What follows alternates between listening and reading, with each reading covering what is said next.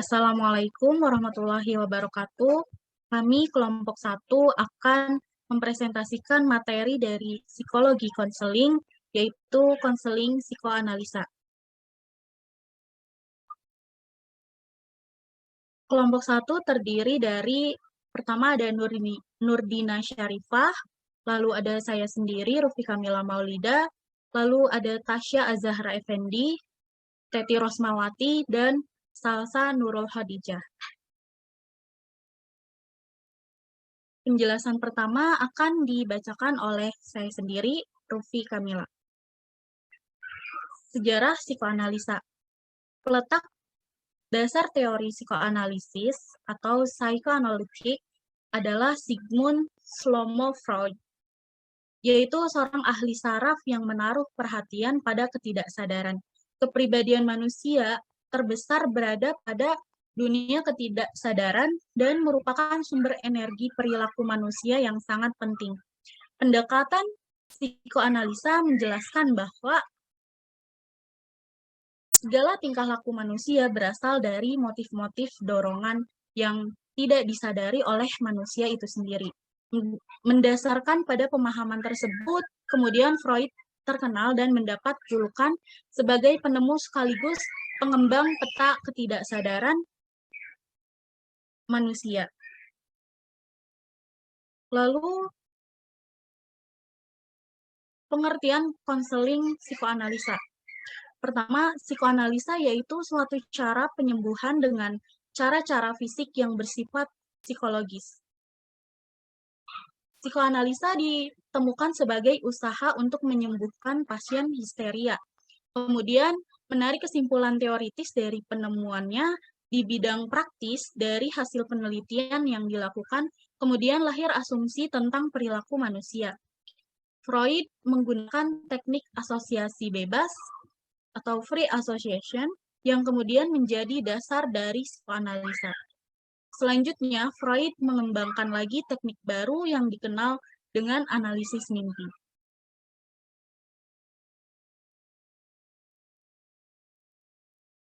Penjelasan kedua akan dibacakan oleh Teti Rosmawati. Kepada Teti, dipersilahkan.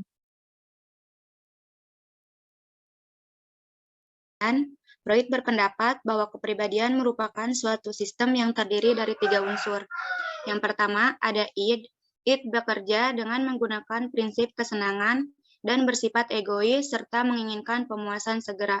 Contoh id itu yang bersifat kesenangan seperti berhubungan seks, makan, dan minum. Yang kedua, ada ego. Ego berperan menghadapi realitas hidup yang berasal dari kebudayaan dan norma-norma yang berlaku di masyarakat. Prinsip kerja ego selalu bertentangan dengan id. Meskipun prinsip kerjanya selalu bertentangan, tapi ego selalu berusaha untuk memenuhi keinginan id, tetapi dengan cara-cara yang dapat diterima.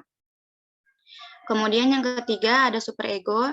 Superego yaitu bekerja berdasarkan prinsip moral yang orientasinya bukan pada kesenangan, akan tetapi pada kesempurnaan kepribadian. Superego ini didapatkan dari pengasuhan orang tua dan norma-norma yang berada di masyarakat. Superego juga didasarkan pada penilaian benar dan salah. Superego ini yang akan melarang untuk melakukan tindakan-tindakan yang berada di luar norma.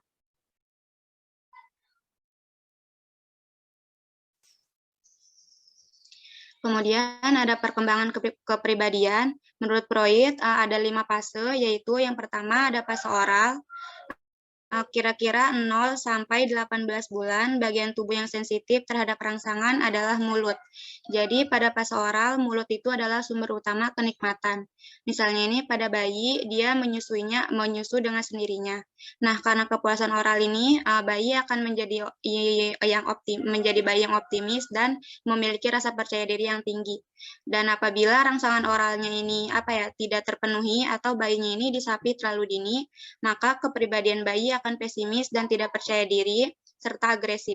Kurang kepuasan oral juga akan berdampak ketika dewasa. Ketika dewasa, maka akan mencari pelampiasan lain, misalnya ke merokok dan menggigit-gigit jari.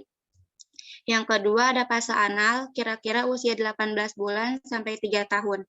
Pada fase ini, bagian tubuh yang sensitif adalah anus. Pada fase anal, orang tua itu membantu untuk melatih anak buang air kecil dan buang air besar di kamar mandi atau toilet training. Orang tua juga harus menumbuhkan rasa keteraturan dan kebersihan kepada anak, karena dengan begitu akan membantu rasa kemandirian pada anak.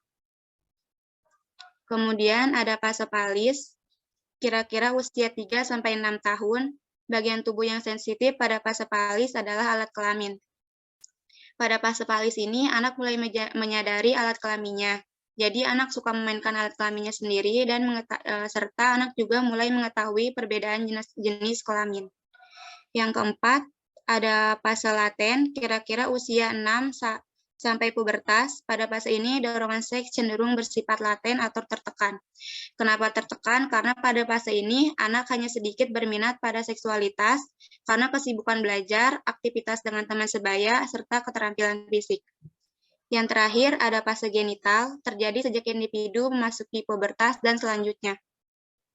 Pada masa ini, individu telah mengalami kematangan pada organ reproduksi, menurut Surya Brata 2005.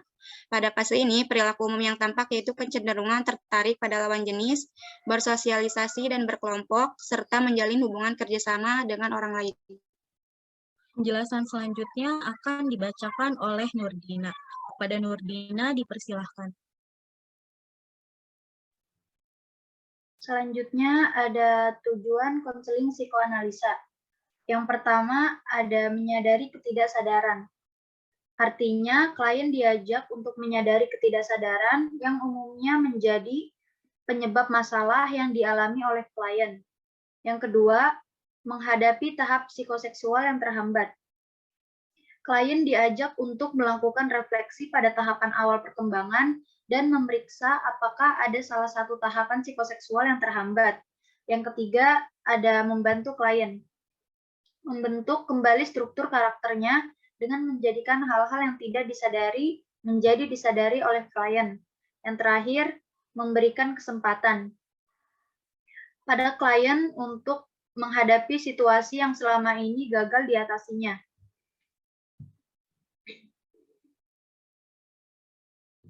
Selanjutnya ada lama penanganan konseling psikoanalisa. Strategi psikoanalisis yang dapat digunakan dalam praktik psikiatri agar pertolongan lebih efisien dan efektif antara lain. Dalam membentuk raport ini merupakan kunci awal keberhasilan terapi. Yang dilakukan adalah dengan melakukan observasi yang tajam pada 3 menit pertama pada sesi pertama. Pada saat ini pasien masih tampil apa adanya. Dalam proses terapi, terlebih pasien yang memerlukan kooperasi jangka panjang, seperti pasien dengan gangguan afektif bipolar, skizofrenia, ataupun gangguan kepribadian yang memerlukan psikofarmaka sepanjang waktu. Kunci dari fase working through ini adalah kepiawaian psikiater mengelola resistensi baik pada pasien maupun pada psikiater sendiri.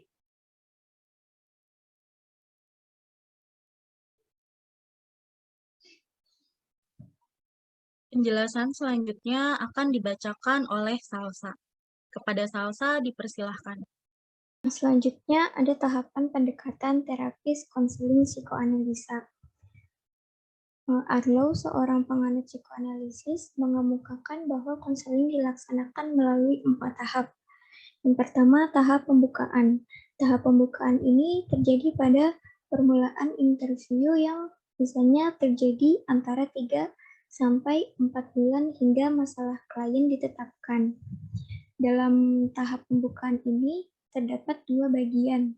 Bagian yang pertama yaitu disepakatinya tentang struktur situasi analisis yang menyangkut tanggung jawab konselor dan klien. Bagian kedua yaitu dimulai dengan klien menyimpulkan posisinya, sementara konselor terus mempelajari dan memahami dinamika konflik-konflik ketidaksadaran yang dialami klien. Pada tahap ini, klien menyatakan tentang dirinya dan konselor mengamati dan merekam referensi tahap berikutnya. Tahap yang kedua yaitu pengembangan transparansi. fase ini, perasaan klien mulai ditunjukkan kepada konselor yang dianggap sebagai orang yang telah menguasainya di masa lalunya atau significant figure person.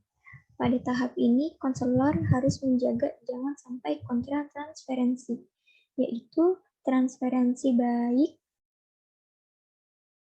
yang dilakukan konselor kepada klien, karena konselor memiliki perasaan-perasaan yang tidak terpecahkan. Kontra transferensi ini jangan sampai mengganggu hubungan konseling dan bercampur dengan analisis transferensi klien. Tahap yang ketiga bekerja melalui transferensi. Tahap ini mencakup mendalami pemecahan dan pengertian klien sebagai orang yang terus melakukan transferensi. Tahap ini dapat tumpang tindih dengan tahap sebelumnya. Hanya saja transferensi terus berlangsung dan konselor berusaha memahami tentang dinamika kepribadian kliennya. Tahap yang keempat, resolusi transferensi. Tahap ini adalah memecahkan perilaku neurotik klien yang ditunjukkan kepada konselor sepanjang hubungan konseling. Konselor mulai mengembangkan kemandirian kepada klien dan menghindari adanya ketergantungan klien kepada konselornya. Jika klien dan konselor berkeyakinan bahwa transferensi bekerja terus, konseling dapat diakhiri dan menghindari klien melawan konselor. Jika hubungan konseling tidak diakhiri, maka konselor dapat mengikuti transferensi itu untuk mengembangkan secara objektif sehingga tercapai otonomi klien. Yang selanjutnya ada teknik konseling pendekatan psikoanalisa. Teknik yang pertama, asosiasi bebas, yaitu teknik yang membebaskan klien untuk mengungkapkan perasaan dan pikiran yang terlintas kepada benak klien, baik yang menyenangkan maupun yang tidak menyenangkan. Klien melepaskan melalui proses katarsis, sehingga dapat melepaskan segenap perasaan yang mengekangnya. Asosiasi bebas ini untuk memudahkan pemahaman konselor terhadap dinamika psikologis yang terjadi padanya, sehingga dapat membimbing klien untuk menyadari pengalaman-pengalaman ketidaksadarannya dan membuat hubungan-hubungan antara kecemasannya saat ini dengan pengalamannya di masa lampau. Teknik yang kedua, interpretasi mimpi, yaitu teknik di mana klien mengemukakan segenap mimpi-mimpinya kepada terapis karena fungsi mimpi adalah ekspresi segenap kebutuhan, dorongan, keinginan yang tidak disadari akan direpresi dan termanifest dalam mimpi. Interpretasi mimpi maksudnya itu konselor mengajak klien untuk menafsirkan makna-makna yang tersirat dalam mimpi yang berhubungan dengan dorongan ketidaksadarannya. Teknik yang ketiga, analisis transferensi, yaitu bentuk pengalihan segenap pengalaman masa lalunya dalam hubungannya dengan orang-orang yang berpengaruh kepada terapis. Teknik yang keempat, analisis resistensi, yaitu sikap dan tindakan klien untuk menolak berlangsungnya terapi atau mengungkapkan hal-hal yang menimbulkan kecemasan. Baik, penjelasan terakhir akan dibacakan oleh Tasya. Kepada Tasya dipersilahkan. Baik, selanjutnya di sini ada kelebihan dan kekurangan pendekatan psikoanalisa. Yang pertama, kelebihan. Percaya adanya motivasi yang tidak selamanya disadari, lalu menggabungkan teori kepribadian dan teknik psikoterapi. Yang ketiga, pentingnya masa kanak-kanak dalam pengembangan kepribadian manusia. Yang keempat, model penggunaan interview sebagai alat terapi atau wawancara. Yang kelima, pendekatan ini dapat mengatasi kecemasan melalui analisis atas mimpi, resistensi, dan transferensi. Lalu, kekurangan psikoanalisa yang pertama di sini ada terlalu merendahkan martabat kemanusiaan, terus terlalu meminimalkan rasional, yang lalu perilaku ditentukan oleh energi psikis adalah sesuatu yang meragukan. Lalu yang terakhir, terlalu banyak menekankan pengalaman masa lalu. Hal ini memberikan gambaran seolah-olah tanggung jawab individu berkurang, kurang efisiensi dari segi waktu dan biaya jika diterapkan. Lalu di sini ada kesimpulan pendekatan psikoanalisa. Jadi psikoanalisa itu pendekatan yang bisa dikatakan sebagai pelopor pertama yang berkembang dalam bidang psikologi. Pendekatan ini pada mulanya tuh diorientasikan untuk memantau penyembuhan penderita sakit mental dan kemudian dikembangkan konsep tentang manusia. Psikoanalisa itu adalah suatu cara penyembuhan dengan cara-cara fisik yang bersifat psikologis.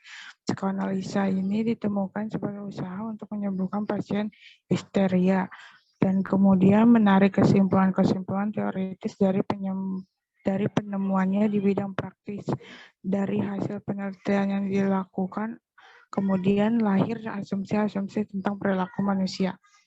Baik, sekian presentasi dari kelompok kami. Kurang lebihnya mohon maaf. Bila ada pertanyaan bisa ditanyakan melalui kolom chat atau WA group.